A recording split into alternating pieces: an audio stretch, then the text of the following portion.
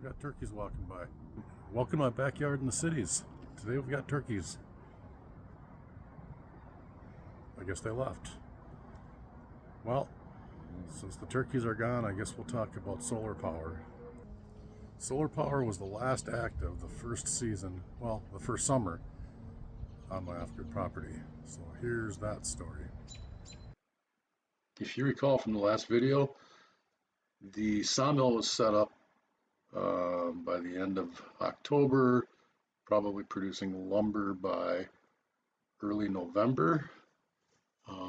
In that video, I showed the porch that we put on the cabin as the first project for the sawmill. But as you can clearly see in this picture, the solar panels were already installed by the time that porch was built. At any rate, the solar rack was the first project for the sawmill. It is simply 4 posts with a frame at a 45-degree angle that I can use to mount the solar panels to. You can see in this picture that the first 2 panels I tried mounting using uni-strut, but I quickly realized that that was overly complicated. And in this picture you can see all 4 panels, the panels in the background mounted with uni-strut, panels in the foreground mounted just straight to the lumber using fender washers, and that's how the panels were originally mounted. To get the power inside the cabin, I put a mast on the solar rack and then got extension cables for the solar panels.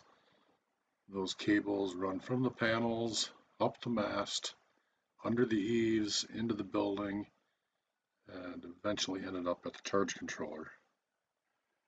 Here you can see the wires coming in through the top plate, going down behind the charge controller back up to the connection point on the bottom of the charge controller. In this image you can see the charge controller before I connected it to the solar panels. Everything registers as 0. And then I flipped the switch on the solar panels and I was making power.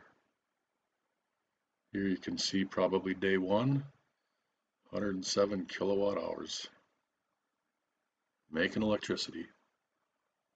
So at this point, I was ready for winter, and boy was it a winter.